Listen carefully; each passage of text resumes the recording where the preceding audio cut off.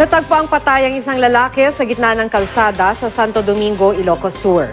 Kasama raw ang biktima sa drug watch list ng pulisya sa Vigan City. Yan at iba pang balita sa Luzon, hatid ni Joan Ponsoy. Malubhang nasugatan ang lalaking ito matapos tumilapon mula sa sinasakyan niyang motorsiklo. Tumama raw ang motorsiklo sa umbok ng lupa sa isang kalsada sa Ilagan City, Isabela.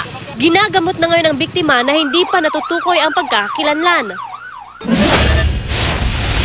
Wasak na wasak ang harapan ng van na ito matapos sumalpok sa isang poste ng ilaw sa Curimao, Ilocos Norte.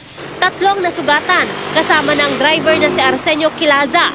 Kritikal ang kanyang lagay sa ospital. Inaalam pa ng mga otoridad kung paano nangyari ang disgrasya. Pero posibleng lasing daw ang driver dahil amoy alak umano sa loob ng sasakyan. Nagka-landslide sa magkahiwalay na bahagi ng probinsya ng Quezon dahil sa matinding pag-ulan.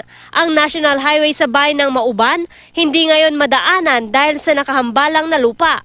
Nililinis na ang lugar. Hindi naman naapektuhan ng isa pang landslide ang mga kalsada sa bayan ng Atimonan. Patuloy na nakabantay ang Provincial Disaster Risk Reduction and Management Council.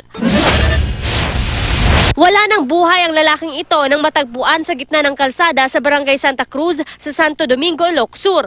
Kinilalang biktimang si John Paul Emmanuel Ramos na kasama sa drug watch list ng pulisya sa Vigan City.